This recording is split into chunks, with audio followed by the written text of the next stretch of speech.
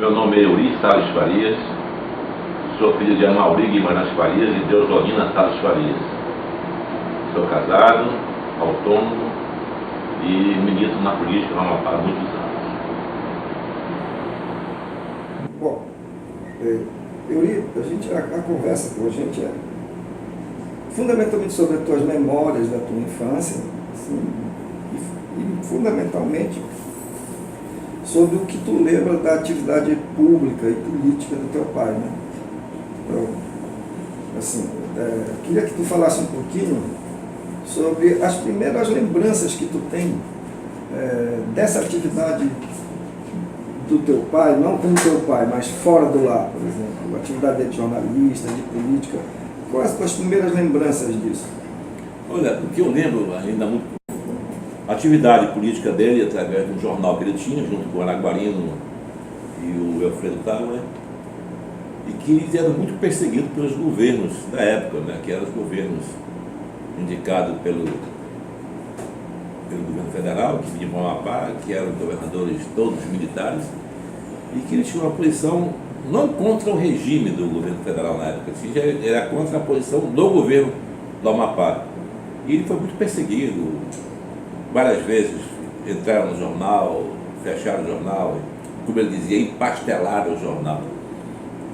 E uma pessoa que teve uma postura muito forte junto na política do estado do Amapá, junto com a minha mãe, Eusodina, e ele na militância política, na época do PTB ainda, e eu ainda criança lembro que ele tinha uma atividade junto com algumas pessoas e que era muito ajudado pelo João Capiberibe na época. O João Capiberibe, não é o governador, o João Alberto, é o João Capiberibe, o irmão mais velho do governador, que o João Capiberibe dava combustível para ele fazer essas atividades políticas, que uma das atividades deles era tirar as placas de inauguração de obras de praças que tinham aqui com o nome do jornalismo. Ele fazia isso. Então a lembrança que eu tenho da atividade política dele é essa aí. Isso antes de 64. Depois de 64, já com o golpe militar, o Amapá não mudou muito, porque o Amapá sempre viveu numa ditadura. Essa é a verdade. Desde a criação do território do Amapá, que nós tínhamos nossos governadores aqui, que eram todos indicados, como eu falei anteriormente, pelo governo federal, que eram todos militares. Quando a Revolução veio, continuou a mesma coisa, quer dizer, com um aspecto pior ainda, né?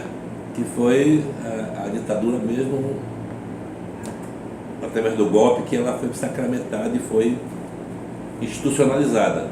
E a gente percebeu aqui no Amapá muitas adversidades em relação ao nosso povo. Na época de 64, eu estava com 10 anos de idade. Mas tem assim uma vaga lembrança das coisas, né? E as coisas foram se apoderando. O medo que o Amapá tinha, que era esse medo, era transmitido pela população. Nós tínhamos o medo do governo do estado e eu não sabia porquê desse medo. Na verdade, era a opressão, né, do regime que impunha sobre o nosso povo. Depois disso, meu pai, em 67, eu acho que 67, pelo governador Evânio recebeu várias portarias de suspensão do seu trabalho,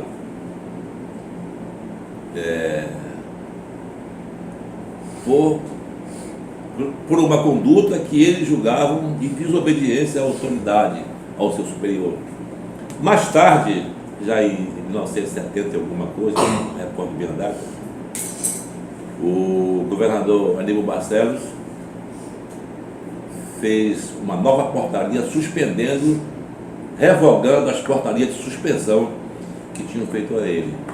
Então, assim, muita coisa ruim aconteceu no nosso estado.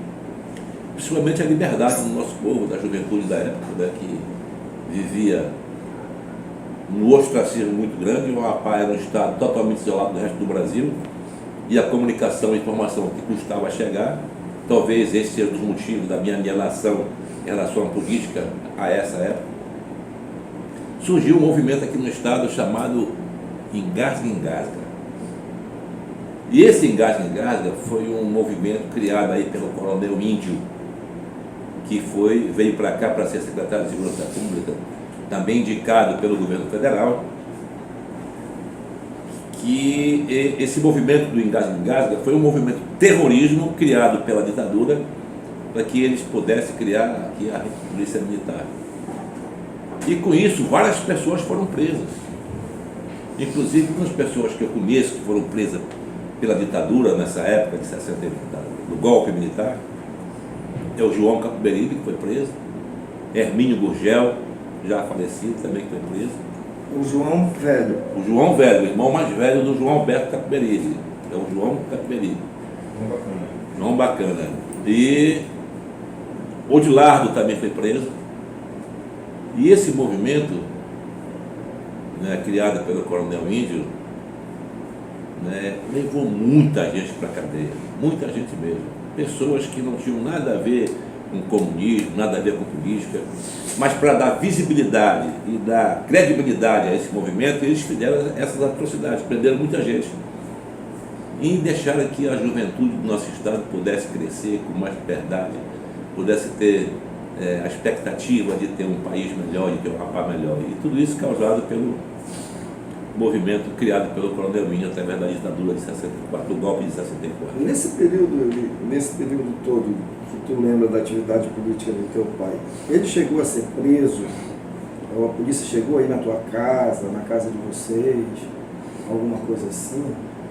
Olha, tem um fato que teve um governador que mandou prender meu pai.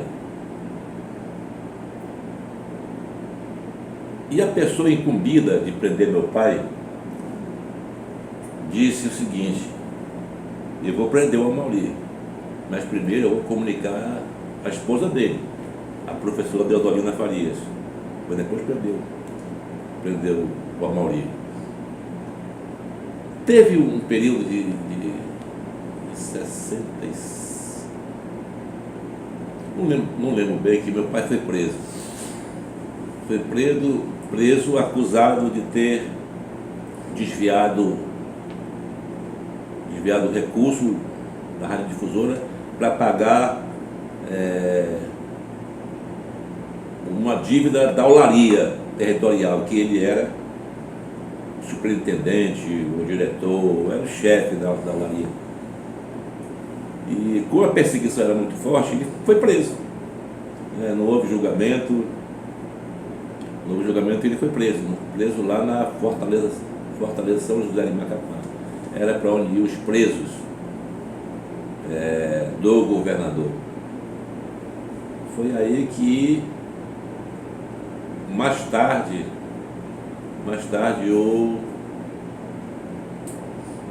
comandante Barcelos fez um decreto revogando essas acusações. Os presos comuns iam, por exemplo, falar assim. Os presos comuns iam para a delegacia geral. Os presos do governo iam tudo para Fortaleza São José de Macapá. Qual é o nome do jornal do teu pai? Folha do Povo. Sempre foi Folha do Povo? Sempre foi Folha do Povo. Que eu lembro de Folha do Povo. Funcionava ali na rua Mário Cruz, perto da Intendência. Ali perto da casa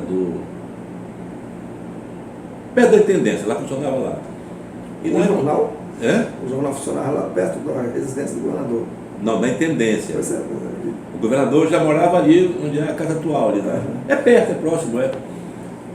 E era um jornal que era de oposição mesmo, entendeu? De oposição mesmo. E os governantes da época não. E passado nesse jornal, Guilherme Ajaba, o desembargador Luiz Carlos, toda essa turma foi para distribuir jornal e trabalhava com ele na época. O desembargador Luiz Carlos trabalhou no jornal, distribuindo o jornal, né? Entendeu? Tinha muita gente boa lá, o Alfredo Távora era do jornal, o Araguarino era do jornal. Entendeu? Que era um movimento contra a administração do governo atual. Eles não eram contra o sistema, nada a ver com comunismo, nada a ver com nada. mas era desobediente às ordens do comandante Mor na época, né? Vocês guardam alguma coisa desse acervo dele, do acervo do Folha do Povo? A família tem alguma coisa? Não. Vocês têm notícia de alguém que possa ter esse acervo? Quem tinha esse material é o Wilfredo. O Wilfredo Távora, talvez. Que tem um dos arquivos, um dos melhores arquivos da época, a família do Wilfredo, a Darcy, que é a nossa prima. Mas essa questão, só para complementar aqui, te relembrar, que a prisão do Sr. Amauri, ela se deu também em função da atividade jornalística dele, do Wilfredo, do Araguarino, lá, e que saiu daquele regime antigo, que também era de militares, através do Terêncio, do Janari, e repassaram para o governador que veio tomar posse, né, como o nomeado pela ditadura, e tudo isso pesou na decisão da prisão do Sr. Amauri, que foi feita em Belém, lembra, né? De Belém. Foi o Araguarino, o Teixeirinha conseguiu, que era dono do posto, o bispo da cidade aqui, eles naquele momento se uniram e conseguiram tirar o papai de Macapá. E o papai foi para Belém. Quando chegou em Belém, eles fizeram a prisão dele, veio preso de lá para cá e conduziram a Fortaleza. A acusação, para mascarar o motivo da prisão, que ele era contrário a tudo isso, né, foi a questão desse desvio lá da Caixa, que era para pagar as dívidas da olaria. Da olaria. Essa documentação nós temos, são as portarias de punição e sucessivas portarias de elogios que ele teve ao longo da carreira dele como servidor público. E em 83, né? 83, aquela portaria que você viu, não foi? 83, né? Em que o governador da época, Aníbal Barcelos, ele revogou aquela portaria de 67 que deu origem à prisão dele e puniu ele com 75 dias de suspensão de serviço público. Mas tudo isso era uma justificativa para poder levá-lo até a prisão, porque era um adversário político do regime.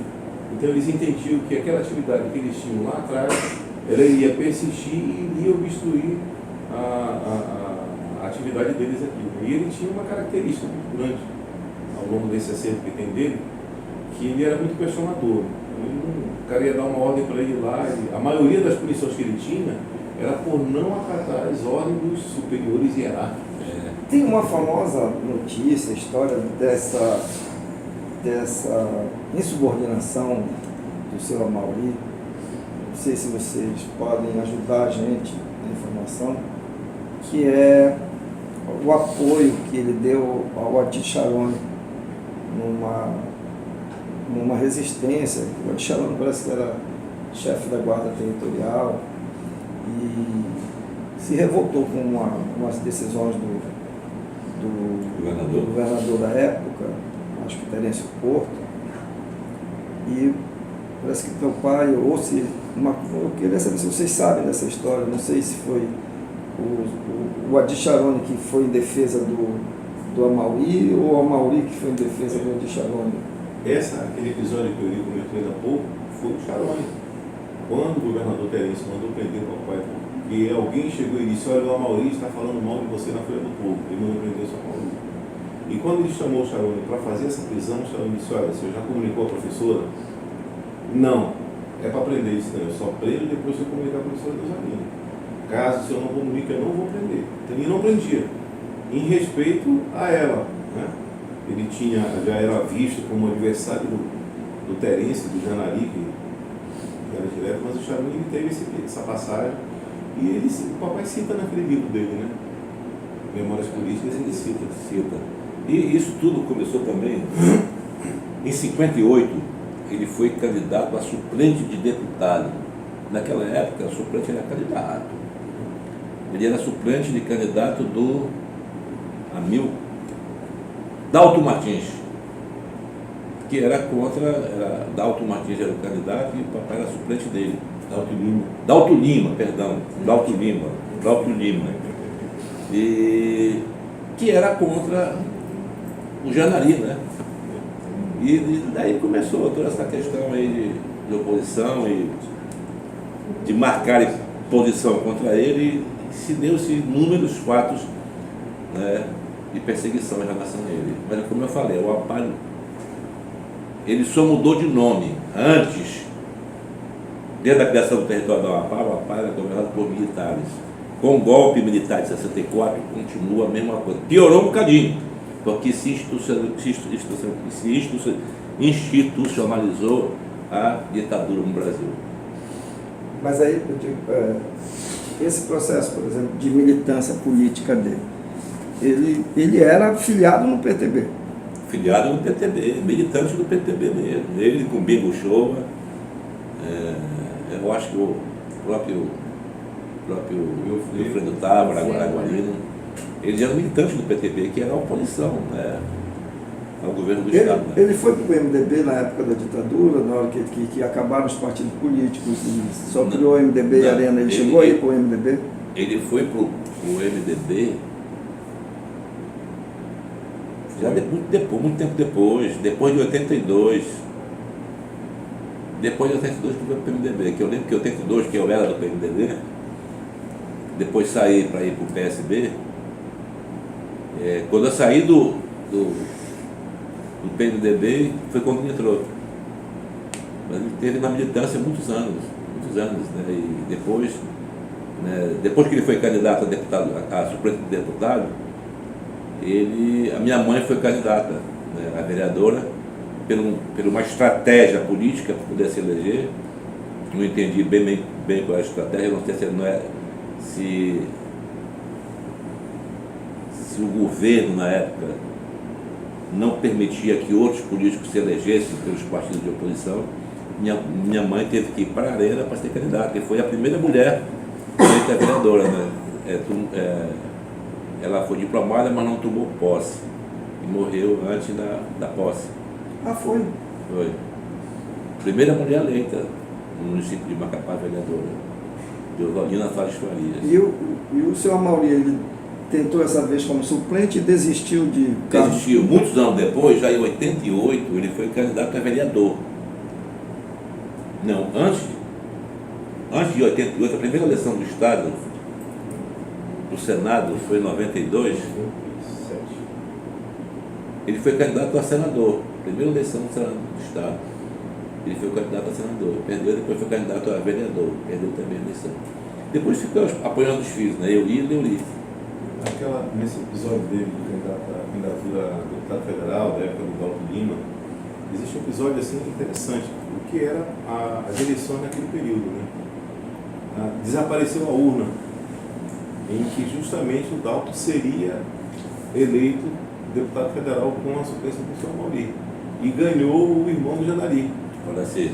Então essa urna foi, aí eu não tenho como comprovar, né? São memórias, ele conversava, e na época que ele foi fazer o livro e tal, ele não tinha colocado, tinha pretensão de fazer o segundo livro, queria se estender um pouco mais na história, mas a saúde não permitiu. Então essa urna, dizem que tempos depois ela foi encontrada no fundo da nossa sede da OAB, que era o Fórum de Macapá, né? Se na hora da apuração, jogar lá para cima e pronto. E esqueceu de jogar outra, né? Ele não foi eleito em função do poder, né, que existia aqui, ser contra a eleição deles. Tem um episódio, tanto o Wilfredo quanto eles comentavam muito sobre isso, foi sobre a ida deles para a Serra do Navio, onde a empresa Ecome tinha aceitado a ida deles para lá. No meio da viagem foi passado um telegrama do governo para lá e bloquearam. Quando eles chegaram lá, disseram: olha, volta que aqui não está mais permitido a vinda de vocês para fazer campanha. Então está muito forte a questão do governo, né, dos militares na época, em não permitir que se fizesse uma campanha de oposição no Estado. Mas aquilo que ele falou, a postura dele sempre foi sempre de oposição ao governo do território, desde a época do Janari, os que o sucederam, e nesse período do golpe militar, eles já vieram com essas informações que foram repassadas pelos demais governadores, que eles eram realmente aqui os grandes adversários políticos, né? E ele acaba eleitoral do jogo lá, né? O senhor Amauri? Vocês têm, por exemplo, como foi que ele se comportou na eleição do Antônio Pontes? Ele apoiou o Antônio Pontes? Apoiou o Antônio Pontes. Apoiou Antônio Pontes. Foi em 70, não é isso? Apoiou Antônio Pontes. Que o suplente do Antônio Pontes era o Lucimar Amora Del Castilho, que fizeram um acordo, que depois o Antônio Pontes não cumpriu. Ele estava apoiando o Antônio Pontes. A minha primeira participação, a primeira participação direta em movimentos da política foi essa de 70, minha, 70, né, que eu ia para a rua pedir voto com o Antônio Pontes, porque era contra o Janari. E aí, ele nunca chegou a se reconciliar com o Janari, chegaram a conversar depois, assim, o senhor Amaury e o Janari... Olha, que eu tenha conhecimento, acho que não. Até o final da vida foi o adversário político mesmo? Foi. Eu não tenho conhecimento de conversa dele com o Janari, não. Mesmo porque o Janari, depois que deixou o governo, deixou o Amapá e não voltou mais, né? Ele não voltou mais, foi para o Rio de Janeiro, para a Petrobras, e por lá ficou, e o Amapá ficou só nas memórias dos bons tempos, né? Foi viver o resto da vida dele para lá. Então, o contato eles não tiveram mais, mas não houve essa reaproximação. Com o Binga Uchoa, a relação dele com o Binga Uchoa? Que eu tenho conhecimento era boa. Não sei se depois da saída dele do PTB, não sei se continuaram amigos, não tenho conhecimento, mas pelo que eu saiba, até onde cheguei a ver, era boa a relação, era muito bom. O Binga Uchoa era um desses resistentes da... Com certeza, o Binga Uchoa era resistente mesmo, foi um cara que, no final da vida, foi que ele foi embora para Arena, ou PDS, alguma coisa parecida aí. A estratégia da candidatura da professora Rosalina parte dele. O Binga Uchoa com o Platão, aquele que foi deputado, né? Então foi dele a ideia de fazer com que ela fosse para a Arena, se candidatasse para a Arena para poder ser eleita, né? Porque não era permitido. Na época da campanha, que ele fala do episódio que o João Bacana, ele passava no caminhão à noite, era à noite que tinha que passar à noite, com um tambor cheio de gasolina, chegava na frente de casa, ele empurrava o caminhão em movimento, ele empurrava o tambor na frente de casa para rolar, ia para o mato, né? E lá a gente ia rolar o tambor para colocar dentro de casa para poder dar o combustível para a campanha do seu Amaury com o Dalto. E quem dava combustível escondido era o Teixeirinha. O Era João um ia empresário lá, que tinha um movimento de esquerda, né? Naquele Teixeirinha período. lá da Volkswagen, né? Eu não sei quem era o Teixeirinha. Então, A gente também teve, assim, nas nossas coletas de informação aqui na Comissão da Verdade, a gente muito pouco aprofundou em relação ao Teixeirinha, mas aí seria bom vocês, por exemplo, ajudarem a gente nessa memória do Teixeirinha como um cara que ajudava essa resistência. Como é que ele conseguia sobreviver sendo um empresário e, de certo modo, devendo depender do governo do Estado para fazer isso, e ao mesmo tempo ajudando a Folha do Povo, ajudando o seu Amaury, ajudando... Era muito escondido, né? Muito escondido. Por exemplo, o João trabalhava com o Teixeirinha, não era mecânico lá no Teixeirinha.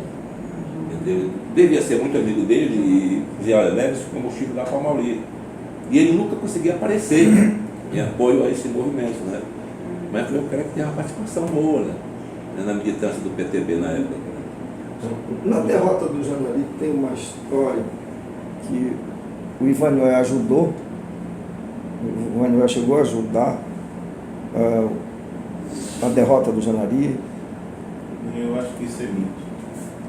Eu acho que é mito, porque era impossível um militar ir contra um outro militar, né? E mesmo porque o Janari nunca deixou de estar sendo favorecido até pelo golpe militar. Ele foi para a Petrobras, um posto importantíssimo, ele era um deputado federal aliado, ele era contrário, o partido dele, na época do golpe, era contrário aos militares. Mas no momento em que se deu o golpe, ele automaticamente migrou favorável àquele movimento. Então ele nunca deixou de ser favorecido pelo movimento. Então, para mim, é mito daqueles que tentam ainda endeusar o Janari como o grande líder político do estado do Amapá, quando na realidade não foi. Ele foi o primeiro grande ditador do estado do Amapá, que aí prosseguiu com o Ivanhoé da vida e os outros governadores. Eu acredito que na época do golpe militar nós tivemos um governador militar que foi mais maleável, que a princípio quando chegou com muita sede ao pote, mas depois ele deu uma relaxada, que foi o general Luiz Mendes da Silva. Então esse cara era muito ligado à área da educação. Ele sempre estava no movimento da educação, ele, a esposa, a família, sempre fomentou muito aquele movimento, né? Que favoreceu muito o Marabá. Tu lembra que eram as atividades que tinham lá na sede da Associação dos Professores, que ficava em frente de casa. Então ele movimentou muito. Então essa questão do Janari ter sido ajudado pelo Ivanhoé era uma linha dura, né? O Antônio Ponte. Ele era linha dura, e o Antônio Ponte não era. Naquele momento, o movimento era contrário a ele. E outra não era coisa, favorável. qualquer candidato de 70, a informação que a gente tem, que ganharia do Janari. Tanto é que o candidato ia ser Lúcio Moramola Del Castilho. Aí negociou para ser o Antônio Ponte. Então, qualquer um que fosse candidato ganharia do Janari. Eu acho que tem participação. Bom, pela informação que eu tenho, não tive conhecimento disso não. E no Engasga, por exemplo, qual é a memória de vocês do Engasga? Medo, pavor, terror. Isso aí. Terror de sair na rua, terror de olhar para a cara daquele carro do Botafogo, que era os carros preto e branco da polícia. Pavor, medo, pânico, entendeu? Porque eles prendiam todo mundo.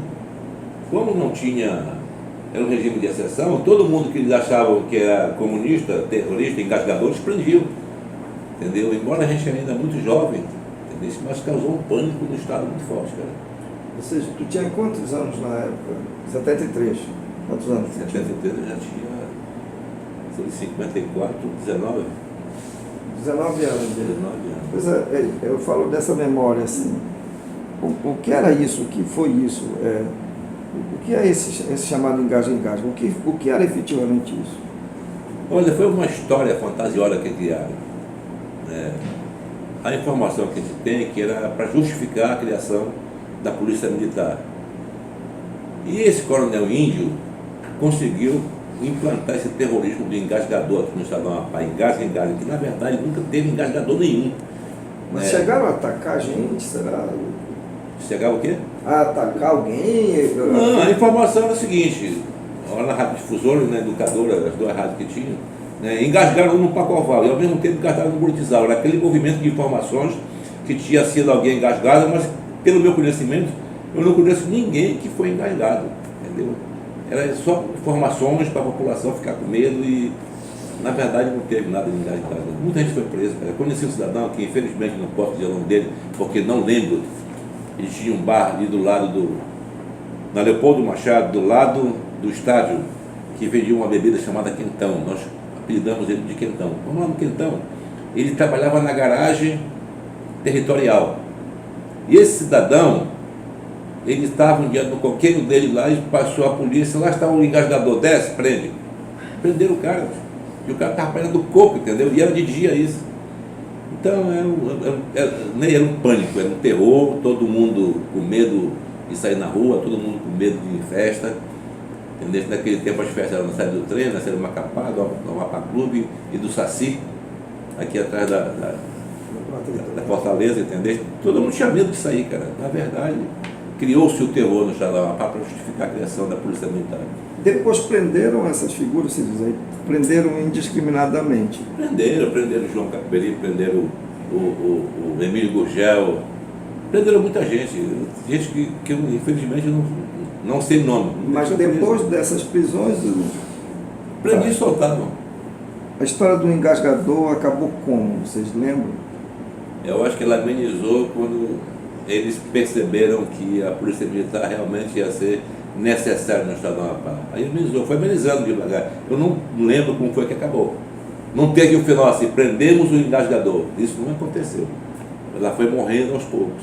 O senhor acredita, sim, que da forma que o medo ele foi instaurado efetivamente aqui, as pessoas que tinham medo, elas acabavam se compactuando talvez com esse regime ditatorial para não ser vítima desse ataque também? Elas acabavam se compactuando pela forma do medo, assim, de que foi a repressão e força e violenta que a ditadura veio no Estado.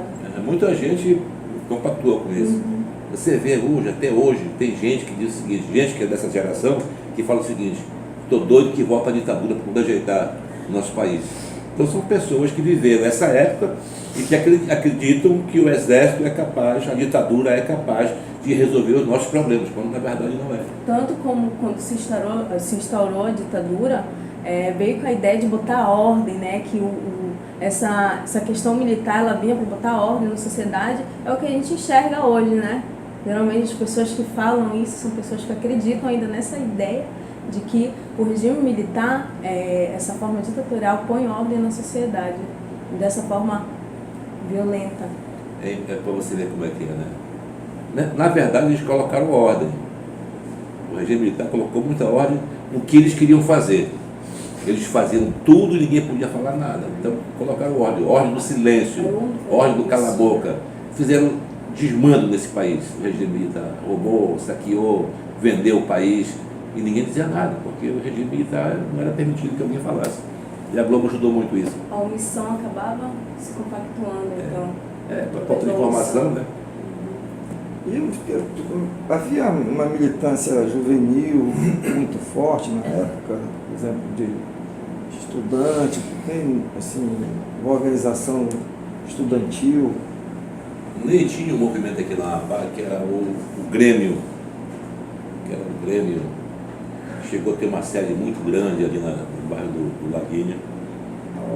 A UEXA, que era um movimento muito forte, muita gente do Grêmio também. Era o Grêmio. A UEXA. Grêmio Barbosa. Era o Grêmio Barbosa. Grêmio Barbosa, não era o UEXA não, era Grêmio Barbosa. Entendeu? Que Adolfo Nery foi presidente do Grêmio Barbosa, aquele nosso amigo que tem problema na coluna, Josias Cardoso participou do Grêmio também, entendeu? Mas era um movimento muito forte. Então, naquele período, o Brasil inteiro fazia greve de estudantes. E todos os estudantes que participavam das greves eram comunistas. Eles eram tidos como comunistas porque era contra a ordem e a lei, né? E era uma perseguição muito forte. Mas eu acredito que esse movimento estudantil, ele se organizou em função da educação, não foi em função da política, da transformação social. Não tenho conhecimento que eles participavam assim, ativamente da questão da política, né? E nós tivemos nossos comunistas mesmo. Eu acho que nós tivemos Quem é? Chaguinha. Eu acho que o Chaguinha foi o único comunista que existiu na Amapá, que foi professor de todo mundo, orientou politicamente uma geração, entendeu? E era o cara que falava e agia como comunista. Eu acho que aqui na Amapá, o comunista que passou por aqui mesmo foi o Chaguinha. Eu fico pensando assim, imagine um jardineiro educando toda essa educação política que ele teve. E ele era um homem muito humilde. Muito humilde, vendia planta na rua, morava numa casinha muito pobre e educou muita gente, cara. Muita gente, deu orientação política a muita gente. Foi o fundador do Partido Comunista, do PCB no Estado, do PCdoB. Enfim, hoje o Amapá se tem uma orientação política mais ligada à liberdade do povo brasileiro. Nós devemos a isso tudo à educação dos Chaguinhas. Muita gente passou pela mão dele, cara. Ele não era discriminado, assim, porque, vamos pensar, a Macapá dos anos 60, todo mundo se conhecia. Então ele era o comunista, era o nosso comunista, assim, todo mundo sabia que ele era comunista. Todo mundo sabia. E ele não era discriminado por isso, as pessoas falavam com ele, ou deixavam de falar por causa disso. Eu não sei, né, porque eu não tive muita afinidade não, essa palavra, eu não tive muita convivência com o Chaguinha. Eu tive só uma oportunidade de uma vez conversar com ele, que um primo meu que morava com ele, que era Edmilson, chamado de alemão, porque era branco, tinha um olho azul, morava com ele e me levou uma vez lá com ele. Mas conhecia ele, mas não tenho conhecimento que ele era discriminado, até porque ele era muito humilde e andava no carrinho, né, vendendo plantas na rua, e nessa venda dele de plantas, ele começava a conversar com as pessoas, arrecadando para a casa dele, para bater papo, para conversar, e formou muita gente. Eu acho que até você passou lá pela mão dele. De certo modo foi, né? É verdade. Nunca cheguei a conhecer e conversar com ele. O alemão que você fala é o Edi? O Edi. O Verde hoje ele está vivo, mora em Belém, mas... Não, ele está aqui, ele está do bem, tá. Não, ele voltou para Belém. Voltou para Belém, a família veio buscá-lo. Ele não ia de vez. Ele ficou louco, cara. Ele é esquizofrênico. Para ele, os militares vão invadir a casa dele a qualquer momento. Ele fez, lá em Belém, ele conseguiu destruir o piso da casa dele. E ele fazia barricadas lá porque os militares iam entrar para invadir, para prender.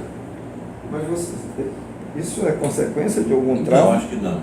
Acho que não. Foi de tanto estudar o comunismo, que ele era praticamente filho do Chaguinha, tanto estudar o comunismo que ele pirou. Os nomes dos filhos dele estão quase todos nome alemão. Entendeu? Ou Dos filhos Dos filhos do Edir. do Edir. E sobre a guerrilha do Araguaia, tem alguma memória de vocês sobre a guerrilha do Araguaia? Ela de alguma coisa chegou a conhecimento aqui na sociedade mapanhense de que estava ocorrendo alguma coisa desse tipo? Chegou. Eu tenho lembrança de que os comunistas estavam se instalando no sul do Pará para tomar o Brasil, né? E inclusive pessoas aqui de Macapá que estavam servindo o exército foram para o sul do Pará para combater os guerrilheiros, né? E inclusive, porque eu tenho conhecimento, morreu um brasileiro, um soldado brasileiro que era meu amigo de infância, era o Cabral, João Cabral, né? Morreu lá, não pela mão do guerrilheiro, mas pela mão do próprio exército, né? E tiro foi fogo amigo. E isso criou essa informação de que os comunistas estavam tomando o Brasil, estavam tomando o país. Na verdade, era um movimento político muito forte que eles tentaram fazer e mandaram para lá acho que 13 mil, 15 mil soldados para derrotar 67 guerrilheiros, né? Um crime bárbaro que o Brasil fez em relação a esses militares políticos. Mas a informação que tinha era das piores possíveis, né? O corpo do Cabral chegou a ser velado aqui ou não? Chegou. A informação que a gente tem é que ele veio no caixão, que uma urna fechada, né? não puderam abrir, Não podia abrir. entendeu? A família dele, teve um tempo aí que andou comentando, alguém fez um livro aí da família dele lá, mas não tenho mais informação depois disso, não. Ele era da idade de vocês. Ele devia estar hoje com 62 anos, da minha idade. É da minha idade. Um mais velho ou mais novo, um ano. O senhor Maurinho morreu insubordinado? Assim, morreu, ele sempre foi um inconformado. Morreu tinhoso. Morreu, entendeu? Sem mudar as suas convicções políticas. E orientava muito a gente, que eu e meu irmão Leonir, que somos políticos da família, com muita orientação dele, entendeu? Eu acredito que ele morreu um homem sério e um homem honesto, sabe? Assim, com muitos conselhos bons para se seguir na vida. Eu acho que ele foi um homem, foi um pai excelente nesses aspectos de orientação política, orientação de vida, muito conselho em relação ao comportamento social. Eu acho que morreu um grande homem. Ele, assim, o apego que ele tinha à atividade jornalística, por exemplo, vocês lembram quando a Folha do Povo deixou de ir para a rua? Não. E aí nunca manifestou para vocês saudades da atividade dele de jornalista, na redação? Ele escrevia muito.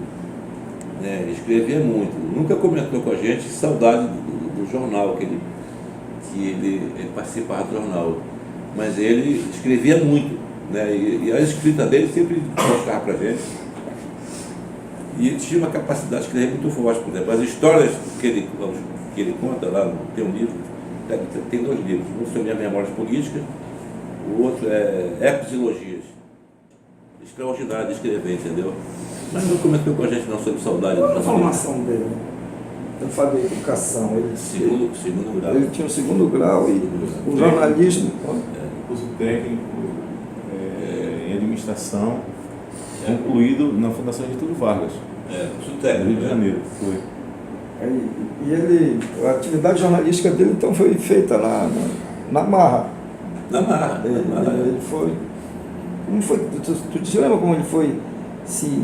Ele conta para vocês como Não. ele se integrou, como ele Não. virou jornalista? Não, não. Porque ele é conhecido, ele foi funcionário público, pelo que vocês contaram, né? Através da amizade, dessa relação de amizade que ele tinha, foi o Alfredo. Ele sempre dizia o seguinte, que o Alfredo era um homem que tinha um pulso de ouro.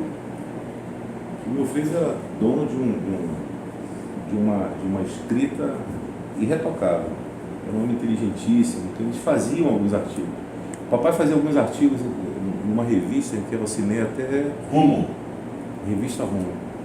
Ele assinou, inclusive alguns com pseudônimo, que eles usavam para poder se esconder. Outros ele colocou o nome. Mas foi através dessa convivência com o Alfredo, até pela própria necessidade deles poderem expor os problemas que o Amapá tinha na época, foi através do jornal. Então não teve outra alternativa para eles. Só lembrarem aqui, perguntou como é que o papai, como é que ele se deu o fim da vida dele nesse plano, né? Eu lembro de um episódio que eu estava na residência dele, e eu testemunhei. E alguém foi perguntar sobre um determinado governador que estava se candidatando à reeleição. Aí perguntaram para ele, o que o senhor acha desse governador? Ele disse, olha, eu tenho para falar sobre ele o seguinte, ele é um bom pai, é um bom filho, um bom marido, mas o resto a gente vai parar por aqui. Não tinha mais nada a acrescentar sobre a pessoa. Eu acho que já sei quem é o candidato.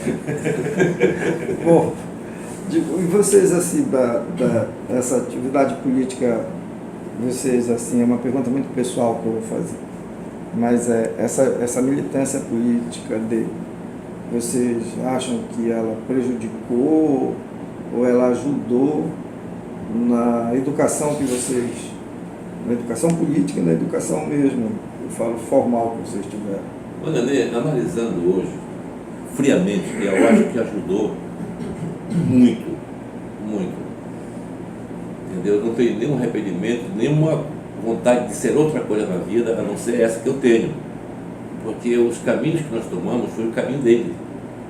Né? O caminho da política, da seriedade, da honestidade, principalmente naquilo que você fala, naquilo que você age.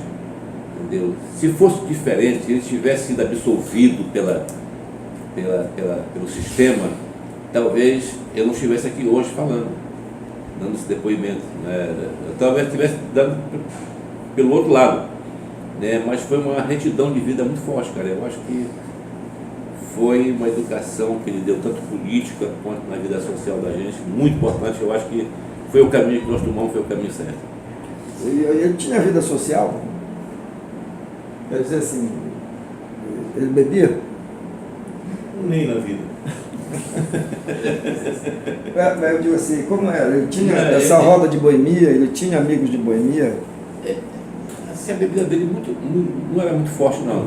Não digo assim, boemia, que eu falo assim, ter esses amigos em que se encontra pra... Quando ele era novo, ele tinha essa vida de boemia. Depois parou de beber, parou de fumar. E tinha um grupo de amigos que iam para a casa dele, então ele ia para a casa do grupo dos amigos, né, para jogar dominó e baralho. Né? Inclusive até o comandante Marcelo participava desse grupo de jogo de dominó lá.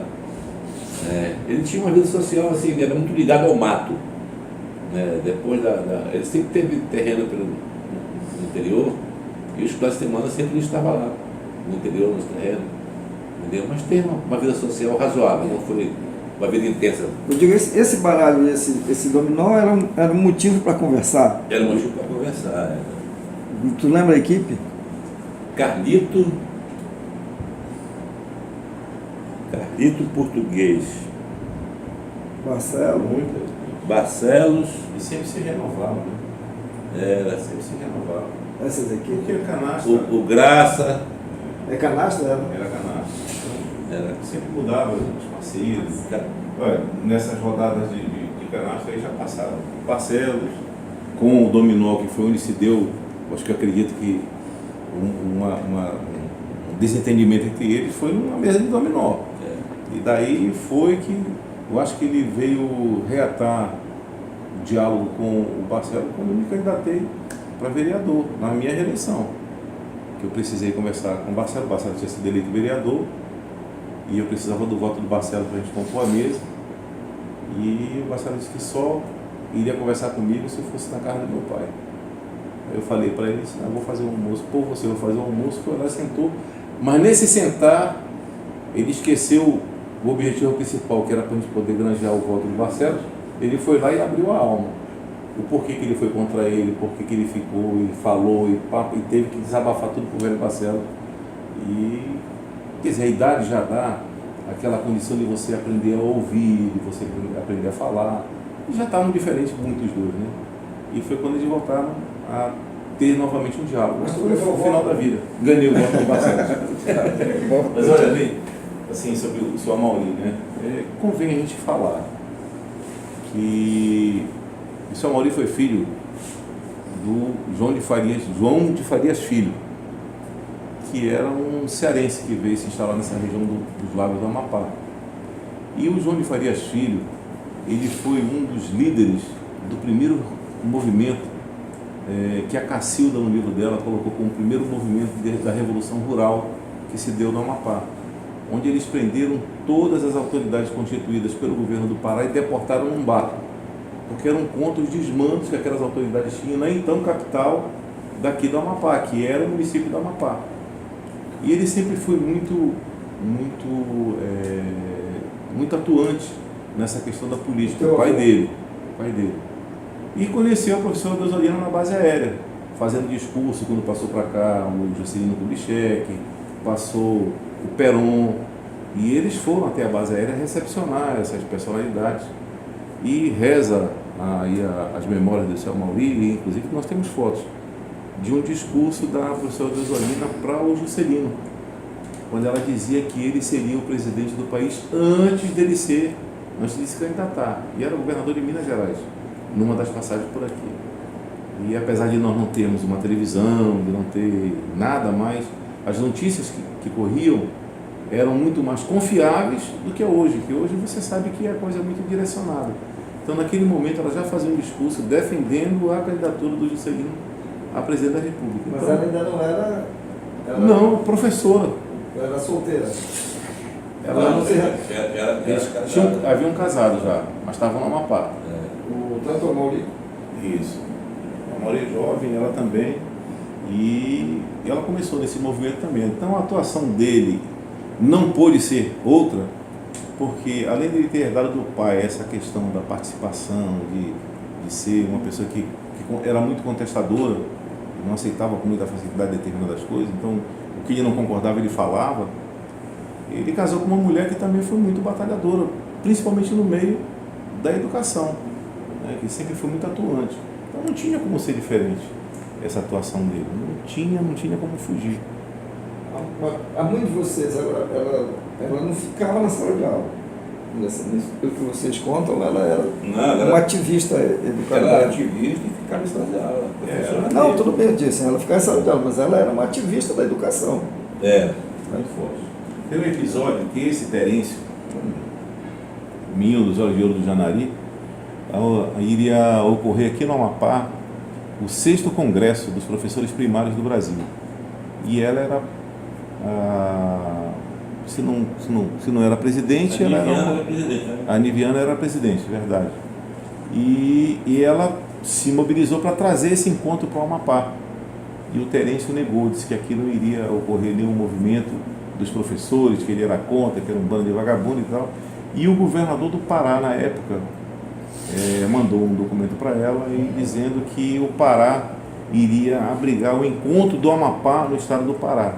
E houve esse encontro lá dos professores, foi no Teatro da Paz, lá em Belém, onde ela e a professora Ani fecharam o encontro, né? Então elas tinham uma posição muito forte nessa questão da educação no Brasil. Então o Amapá tinha uma posição marcante nessa luta da educação, né?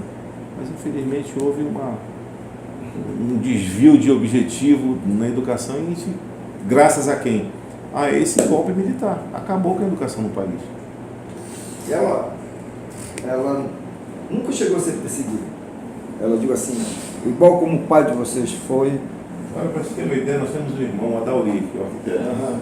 Ele nasceu, foi prematuro, foi com 8 meses que ele nasceu, graças a ordem do governador da época de mandar soltar bomba dentro de casa. Então ela sofria, sim, a perseguição em função da posição política do seu Amaury, que era contrário ao governo, sempre foi contrário. Então ela tinha que ter um meio de equilíbrio, e esse equilíbrio era estar nesse movimento da educação.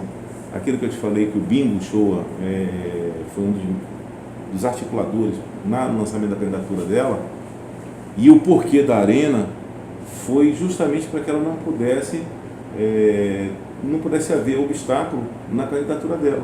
Então, quando ela se candidatou pela Arena, aí o que foi que aconteceu? O governo calou, silenciou, não perseguiu mais e deixou ela solta. Foi quando ela conseguiu ser o segundo candidato mais bem votado. Ela foi votada em todas as urnas na época, que Santana era Macapá, Serra do Navio era Macapá, Porto Grande, tudo era do município de Macapá. Então ela foi votada em todas as sessões. Então ela foi uma candidata muito... Perdeu para um candidato empresário que foi o Jarbas Gato. Você perdeu o primeiro lugar, né? O Jarbas Gato foi o primeiro colocado. Ela Ela já foi estava segundo doente colocado. quando ela foi candidata, não? A doença já estava instalada, só não tinha o diagnóstico. Ela morreu de câncer? Ela morreu de câncer. Ela morreu em dezembro e a posse dele se deu em outubro de 1973. Ela foi eleita em 1972 e em 1973 ela começou a ter as dificuldades, né? Teve que ir para Belém. E eles até que tentaram, de todas as formas, não dar posse ao suplente, até que houvesse um estabelecimento dela, só que não tinha como, né? Em julho ela tinha feito a cirurgia, em dezembro ela veio a óbito. E eles deram posse ao suplente, não, mas tentaram segurar até o último momento, na época em que o parlamentar não era remunerado, né? Quem era o suplente? Não recordo agora, não recordo. Eu não sei se em função disso também se deu a chamada da Yolanda Guerra. Eu acho que até a Yolanda Guerra se foi, né? Eu acho que sim. Na sobra dos votos, a Yolanda Guerra entrou. E passou a primeira mulher a tomar posse como vereadora. A ser eleita foi ela, a Deusolina, mas como posse foi a Yolanda. Então estamos no grupo de reparos, em pé da casa. Sim. Aquele prédio lá era dos professores. Ali era uma casa dos professores para quando viessem de férias dos interiores, fazer o curso de férias, que ela era presidente da APA, Associação dos Professores Primários da Amapá. E era uma associação forte, muito forte. Então ali era um cinema para dar curso de férias para os professores. Quando se deu o golpe, eles foram lá e tomaram todinho os equipamentos de cinema. Nós ainda temos foto ainda dela, A retirada das máquinas. retirada das máquinas, entregando para o caminhão lá para levar as máquinas do cinema. Aí depois tomaram aqueles prédios também deles, os professores, né? Tudo isso com... Assim, vocês têm como disponibilizar para a gente esses documentos assim, para a gente só, ou vocês mesmo digitalizam e passam para a gente, porque assim, vocês imaginem, vocês estão falando aí sobre por todo o problema da ditadura, mas é assim, imaginem que hoje nós tivemos um depoente que, por conta de vir a depor, apareceram dois caras lá, olha, para ver o que é que vai falar. Né? Imagina, ninguém sabe quem é os caras, nem onde, tudo. Então, vocês imaginam que aparentemente quase 52 anos depois disso, ainda é muito forte, né? esse peso desse terror, desse medo, tudo. Então a gente tem dificuldade de pegar documentos pessoais e tudo. Então, se vocês vão ajudar muito o nosso trabalho, Com certeza. se vocês puderem disponibilizar para a gente. Bom, eu me sinto, não é que eu digo satisfeito, mas eu digo assim, as informações que vocês trouxeram, pelo menos eu não tenho, não sei se a Abel tem, Paloma tem, Nil, alguma pergunta mais a se fazer. Eu vou ficar puto porque eu sei que eu vou me lembrar lá em casa de uma pergunta que ela vai ter feito. Aí tu liga que a gente responde. Não, mas é isso que eu pedi Tá para vocês. ligado aqui já? Não. O dia liga. Já concluiu? Eu acho. Encerrou. A gente gostaria de agradecer o seu depoimento. com certeza vai contribuir muito com o nosso trabalho e a gente, né, reforçando o que o Ney falou, estou falando aqui também com o Euri, que a gente vai depois precisar desse material que vocês pudessem disponibilizar para a gente, pode trazer aqui que a gente, né, faz todo o trabalho de diagramação, de edição, enfim. Até por conta daquele projeto que eu falei para vocês, né, que é um projeto em parceria com o Ministério Público Federal, de estar disponibilizando toda a memória, tanto da Comissão Nacional quanto das comissões estaduais, né, numa plataforma de rede de computadores para que toda a sociedade possa ter acesso, né, a esse período que foi tão truculento, né, da história do nosso país e da nossa história. Então, muito obrigada, né, pela presença dos dois aqui. Tenho certeza que com esse depoimento vocês também estão honrando a memória do pai de vocês e da mãe. A única coisa com você não, que eu queria, o meu dia ali. Vocês dois vão do lado do outro. Você acha feio, quer Vocês são tudo na mesma lata. Olha, eu queria agradecer o convite que vocês fizeram para mim.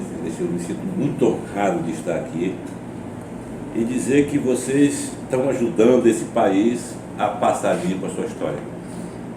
É um trabalho que vocês fazem, eu acho que é um trabalho, né, que lá na frente, quando fizerem uma outra comissão, na verdade, nós vamos falar de você, de vocês, entendeu? Que ajudaram a refazer essa história desse país. Entendeu? Então, parabéns para vocês e eu me sinto muito honrado de estar aqui com vocês pelo trabalho que vocês estão fazendo. Muito obrigado. Mas mostra.